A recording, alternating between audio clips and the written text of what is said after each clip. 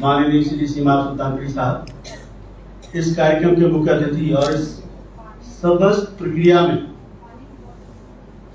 प्रक्रिया में मुख्य भूमिका केंद्र में रहने वाले मांझी साहब, इनकी बहुत बड़ी भूमिका थी। इनके सहयोग के बिना, इनके मार्गदर्शन के बिना शायद हम इस कार्य को पूरा नहीं कर पा रहे थे। श्री डॉक्टर केशव मोहन पांडे जी, जो कि सर्व भाषा ट्रस्ट के निदेशक हैं और बहुत बेहतरीन कार्य इनकी संस्था सर्व भाषा ट्रस्ट कर रही है। जब भी कोई प्रकाशन की बात होती है तो हम उनको याद करते हैं और लोगों को भी हम कहते हैं कि बहुत बेहतरीन पुस्तकों का प्रकाशन कर रहे हैं और बहुत कम समय में बहुत ख्याति अर्जित किए। मेरे छोटे भाई, बहुत सम्मानित मेरे अनुज हैं, उन्होंने इसको प्रकाशित करने की जिम्मेदारी ली और बहुत बखूबी प्रकाशित करके समय सीमा में इसको हमें दिया। इस कार्यक्रम के समन्वयक पारस सर जी ने आपको बताया है, हमने हमेशा इससे पहले गीत विधा में जो किया था वो भी इसी तरह था। करीब 250 गीतकारों ने अपने गीत भेजे थे, उनमें से 70 गीतकारों का चयन हुआ था और उस समय सर्वश्रेष्ठ गीतकार जो उस वर्ष का जो सम्मान था वो संध्या सिंह जी लखनऊ को मिला था। और यहाँ पे कुछ और लोग भी हैं जो उस गीत संग्रह में थे। इस बार जो हमारे जो इस वर्ष का जिसको सम्मान मिल रहा है वो भी उस गीत विधा में सम्मिलित थे, राहगीर साहब। तो वो कार्यक्रम भी उससे प्रेरित होकर हमने इस कार्यक्रम को किया और हमें लगा कि इस योजना को गजल पे केंद्रित किया जाए। मुझे लगता है कि गजल बहुत ही अदब की बात करती है, अनुशासन की बात करती है और मुझे लगता है कि इसको आगे लेके बढ़ा जाए। जैसे अगले वर्ष हम किसी और विधा पे करेंगे, हो सकता है हम दोहा पे करें, हो सकता है हम कथाओं पे करें, जो भी जिस तरह का निर्णय हमारी कार्यकारिणी में होगा। तो इसके लिए हमने जो जैसे बताया गया कि हमें कई बार जितनी भी प्रविष्टियां आई उनको हमने सबको एक फाइल बनाई, फोल्डर बनाए, उसको स्पाइरल बाइंडिंग की गई और बिना नाम के सीरियल रोल नंबर टाइप के क्रमांक 1 क्रमांक 2 करके मांझी साहब के पास भेजी हमने उसको। और किसी का नाम नहीं पता था, किसी का नाम, हमारी कार्यकारिणी में भी किसी को नाम नहीं पता था। सिर्फ 2 ही लोग 3 लोग इसको देख रहे थे, किसी को नहीं पता था कि किसकी रचनाएं आई है, कैसी है, क्या है। और वो सब रचनाएं भेज दी गई और चयन होता गया और अंतिम जब इसकी भूमिका लिखी जानी थी तो मेरे पास सुषमा भंडारी जी ने, जिनके माध्यम से हम आदरणीय मांझी साहब के पास पहुंचे थे कि भाई आप मुझे नाम तो बताइए, मैं भूमिका में लिखूं कैसे, किसकी रचना, किसके शेर कौन से, क्या है। तो मैंने बिल्कुल अंतिम समय में प्रकाशन से जस्ट पहले हमने इनको नाम बताया कि ये लोग हैं। तो बिल्कुल निष्पक्ष रूप से इसका प्रकाशन हुआ। तो मैं कह रहा हूँ जितने देश के सर्वश्रेष्ठ लोग जिनकी प्रविष्टियां आई, मैं नहीं कह रहा हूँ कि इससे ज्यादा अच्छे गजलकार नहीं होंगे, बिल्कुल होंगे, लेकिन हमारे पास जो प्राप्त प्रविष्टियां में से हमारे सामने जो बैठे हैं वो गजल विधा के बहुत बड़े हस्ताक्षर यहाँ बैठे हैं। और ये हमारा सौभाग्य है, सचमुच ये हमारा सौभाग्य कि देश के कोने से इतने वरिष्ठ लोग, कौन यहाँ है कौन इधर है। मैं कह रहा हूँ उस्ताद साहब की हम बात छोड़ देते हैं, हम आपके सामने कहीं कुछ नहीं, हम आपके सिर्फ आपको यहाँ पर हम मेहमान नवाजी के लिए खड़े हुए हैं। एक आप लोगों ने हमारे ऊपर एहसान किया है कि आप लोग अब इतनी दूर से हमारे बीच में पधारे हैं, आपने रचनाएं भेजी हैं, आपने प्रकाशन का हमें अवसर दिया, इस कार्यक्रम को आयोजित करने का अवसर दिया। हम आपको बहुत विनम्र आप भाव से मैं आपका आभार।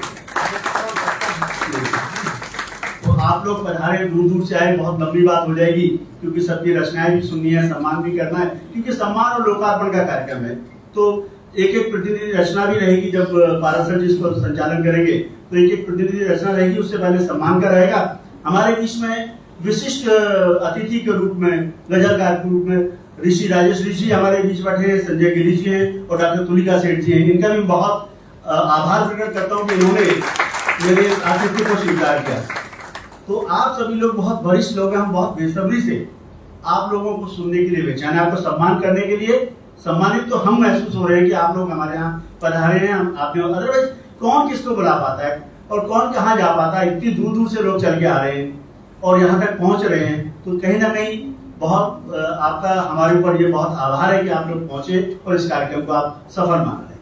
भविष्य में भी मैं सिर्फ एक बात जरूर कहना चाहूंगा कि हिंदुस्तानी भाषा में, जैसे पारस सर जी ने बताया कि हम लोग भारतीय भाषाओं पे काम करते हैं और हमें लगता है कि साहित्य तभी बचेगा जब भाषाएं हमारी बचेगी। तो साहित्य की विधा के अंदर नए लोगों का आना बहुत आवश्यक है। हम जो मर्जी छाप लें, इन पुस्तकों को छाप लें, लेकिन आने वाले समय में इनको पढ़ने वाला कोई नहीं रहेगा तो इस साहित्य का कोई औचित्य रह नहीं जाएगा। तो भाषाएं बचनी चाहिए, भारतीय भाषाएं बचनी चाहिए। इन विधाओं को पढ़ने वाले लोग आगे आने चाहिए, पाठक आने चाहिए, श्रोता मिलने चाहिए हमें। और मंचों की स्थिति बहुत अच्छी नहीं है। अच्छे गजल, अच्छे जो रचनाकार हैं मंचों से तक पहुंच नहीं बना पा रहे। हमने एक काव्य प्रतिभा को, आइए स्वागत है आपका सर, आ जाइए। तो हमने कोशिश की, हमने विभिन्न माध्यमों से हमने कोशिश की, कुछ लोगों को अच्छे मंचों तक ले जाने की कोशिश हमने की है। और भारतीय भाषाओं के ऊपर मैं एक छोटी सी बात कह के मैं अपनी वाणी को विश्राम दूंगा कि आगामी 6 दिसंबर भारत सरकार ने 11 दिसंबर को भारतीय भाषा दिवस की घोषणा की। अब तक भारतीय भाषा दिवस नहीं मनाया जाता था, हिंदी पखवाड़ा, हिंदी दिवस ऐसे चलता था। लेकिन पहली बार यह द्वितीय वर्ष होगा, पहले पिछले वर्ष घोषित किया था उन्होंने, पिछले वर्ष, कि भैया भारतीय भाषा दिवस मनाएंगे 11 दिसंबर। तो इस वर्ष हिंदुस्तानी भाषा अकादमी, संस्कृति मंत्रालय, इंदिरा गांधी राष्ट्रीय कला केंद्र के साथ मिलकर एक भव्य भारतीय भाषा दिवस का आयोजन किया। हमने 6 दिसंबर को, क्योंकि 11 दिसंबर को हमें जगह नहीं मिली, तो हमने उसके उपलक्ष्य में 6 दिसंबर को तालकटोरा स्टेडियम के अंदर 8000 लोगों का एक कार्यक्रम रखा। पूरी दिल्ली प्रदेश के अंदर और गुड़गांव के अंदर हमने 268 विद्यालयों को आमंत्रित किया। 268 ऐसे विद्यालय जिसमें 57 विद्यालय डॉक्टर अमृत साहब गुड़गांव के हैं और 211 विद्यालय दिल्ली के, और ऐसे बच्चे जिन्होंने भारतीय भाषाओं में 90% से अधिक अंक प्राप्त किए, उन सबको सम्मानित किया जा रहा है। और इसमें से 145 बच्चे ऐसे हैं जिन्होंने भारतीय भाषाओं में 100% अंक प्राप्त किए। उनको हम भाषा रत्न, भाषा गौरव, और उनको पढ़ाने वाले शिक्षकों को, उनकी संख्या 800 से ज्यादा है, उन 800 भाषा शिक्षकों को हम लोग सम्मानित करेंगे। तो उस कार्यक्रम के अंदर महामहिम उपराष्ट्रपति महोदय रहेंगे, उनको आमंत्रित किया गया है। उसमें संस्कृति मंत्री रहेंगे, शिक्षा मंत्री रहेंगे और गृह मंत्री रहेंगे, नहीं तो वो जो दूसरे जो मंत्री हैं वो रहेंगे उसमें, अगर क्योंकि चुनाव का दौर चल रहा तो बहुत भव्य आयोजन होने वाला है। भारतीय भाषा दिवस का यह आयोजन अपने आप में बहुत बड़ा आयोजन, जहां 8 साढ़े 8 हजार लोग एकत्रित होंगे, वो बहुत बड़ा एक आयोजन होने वाला है। तो भारतीय भाषाओं को लेकर उसका उद्देश्य मात्र ये है कि अपनी भाषाओं के प्रति हमारे बच्चों में, हमारे समाज में जागृति पैदा हो। सामान्यतः भाषा की बात लोग बहुत गंभीरता से लेते नहीं है, वो बात लगता है कि बातचीत में भाषा खत्म होती है। भाषा हमारे व्यक्तित्व का आईना होती है।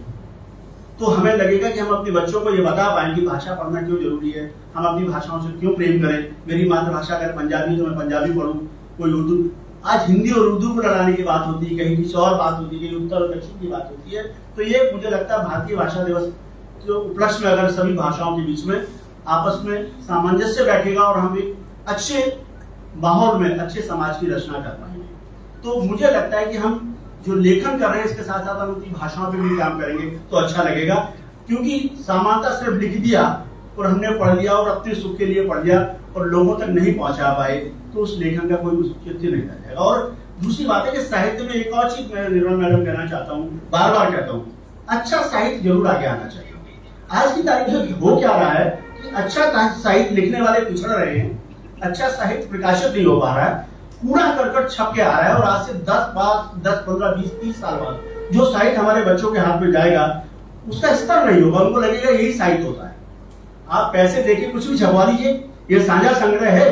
अगर ये साझा संग्रह में 2000-3000 रुपए लेके मैं साझा संग्रह छाप देता तो ना तो मुझे मांझी साहब की जरूरत थी ना और किसी की जरूरत थी। जो 3000 रुपए देता उसकी तीन रचनाएं छप जाती, सम्मान हो जाता। वो कविता, वो गजल थी या नहीं थी, वो शेर था नहीं था, हमें तो पता नहीं, तो कुछ भी छप जाए।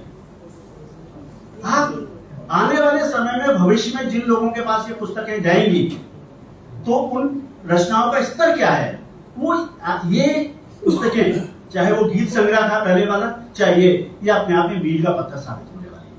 हमारे आने वाली पीढ़ियों तक जो सबसे अच्छा लिखा जा रहा है वो साहित्य पहुंचना चाहिए, ना कि अज्ञा साहब आइए, स्वागत है सर, आइए स्वागत।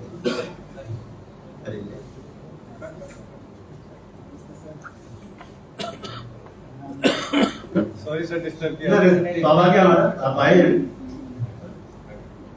अब देखिए हमें लगता है कि यहाँ पर इस पंडाल के अंदर, इस सभागार के अंदर देश के बहुत प्रतिष्ठित महानुभाव यहाँ बैठे हैं, जो गजलकार बैठे हैं, रचनाकार बैठे हैं, जिनकी रचनाएं सचमुच पढ़ने योग्य है। पढ़ते कई बार, मैंने कई बार इस पुस्तक को पढ़ दिया था। मैं गजल का व्यक्ति नहीं हूँ, मुझे नहीं पता गजल क्या है। पढ़ के जो मन के भाव पैदा होते हैं वो तो बताएंगे, इसके अंदर नुक्ता क्या है, क्या चीजें, इसका मीटर कैसा है, मुझे नहीं पता बिल्कुल। और जब मुझे तो इस योजना के अंदर मैं बता रहा हूँ, बहुत सारे मेरे मित्र नाराज हो गए। हमने आपका रचनाएं भेजी थी, भेजी तो थी मुझे, तो क्या हुआ, नहीं आई, क्यों नहीं आई, तो मुझे पता ही नहीं क्यों नहीं आई। मेरे पास इतने बड़े बंडल पड़ा हुआ जी, उसके अंदर इन्होंने एक एक रचना के ऊपर, अपना एक एक शेर के ऊपर इन्होंने अपने कमेंट्स लिखे। अगर किसी का कोई, मैं बहुत आभारी हूँ मानी साहब का, अगर किसी का चयन नहीं हुआ तो उसकी सारी जिम्मेदारी साहब ने ली अपने ऊपर। उन्होंने लिख के दिया, एक एक ना चयन की वाली उसके ऊपर लिख के दिया कि ये चयन हो पाया, नहीं हो पाया, क्यों नहीं हुआ। गलत सही की बात नहीं कर रहा हूँ, कह रही मुझे आपको 50 अच्छी गजल, हो सकता है 51 पे 52 नंबर पे भी अच्छी गजल हो, लेकिन उससे अच्छी गजल आप उपलब्ध है तो शायद सर्वे उसी गजल बनाए। तो ऐसा नहीं कि जो चयन नहीं हो पाया वो गजल अच्छी नहीं थी, रचनाएं अच्छी नहीं थी, लेकिन बहुत सारी एक सीमाएं होती थी, 50 ही हमने इसमें सम्मिलित करनी थी। तो मैं आज बृजकिशोर राहगीर जी को इस सम्मान के लिए बहुत बहुत शुभकामनाएं देता हूँ, बहुत बहुत बधाई देता हूँ। तो हमारे बीच में सभी की रचनाएं अच्छी, किसी ने किसी को आना था। तो बृजकिशोर जी का वो पिछले बार गीत संग्रह में भी आप सम्मिलित हुए थे, और अभी मुझे याद दिलाया कि मैं गीत संग्रह में था आपके साथ, उस विधा वाले में भी थे, और इस बार ये यहाँ पे भी है। तो मैं आप सब लोगों का पुनः आभार प्रकट करता हूँ। बहुत ही मुझे लगता है कि ये जो महफिल ऐसी है, जो बहुत अदब की महफिल है, बहुत शालीन लोग होते हैं। आज जब समाज के अंदर वैमनस्यता फैल रही है, कहीं ना कहीं आपस में प्रेम मोहब्बत कम हो रहा है, तो इन गजलों के माध्यम से हम देश को सही दिशा दे पाएंगे, समाज में सही संदेश दे पाएंगे। और सबसे अच्छी बात ये रहती है गजल में, जो सबसे अच्छी बात जो रहती है, मेरे उच्चारण में भी फर्क हो सकता है, मुझे माफ कीजिएगा। तो और मुझे लगता है कि इसमें गुरु शिष्य परंपरा वाली जो बात है, गुरु शिष्य परंपरा वाली बात है, वो सबसे अधिक यही मिलती है। आप हिंदी के मंचों पे कुछ विसंगतियां आ गई है, लेकिन आप लोगों ने इस अदब को बचा के रखा है। आप सब लोग बताइए बात, बहुत ये अदब को आप लोगों ने बचा के रखा है। गुरु शिष्य परंपरा खत्म हो गई, लोगों ने पढ़ना बंद कर दिया। लोग जब सीमा साहब के पास जाते हैं तो बिल्कुल डर मत, मैं किसी से बात कर रहा, अरे सीमा साहब, अरे मेरे उस्ताद है, अच्छा लगता है। ये उस्ताद और जो शिष्य वाली जो परंपरा है जीवित है, ये जीवित गजल उर्दू की इसकी वजह से है। तो मुझे लग रहा है बहुत सारे लोग, विद्वान लोग यहाँ बैठे हैं। मैं आप सब लोगों को पुनः आभार प्रकट करता हूँ, स्वागत करता हूँ, अभिनंदन करता हूँ, और दिल से आप लोगों को शुक्रिया अदा करता हूँ कि आप लोग यहाँ पर इतनी दूर से पधारे हैं। आपका बहुत बहुत आभार, बहुत बहुत धन्यवाद।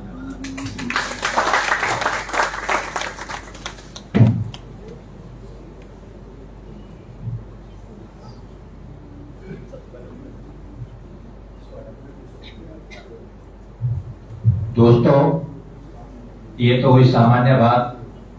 अब हम गुलदस्ता गजल के जो सितारे हैं उनकी ओर चलते हैं, और सबसे बड़े सितारे हैं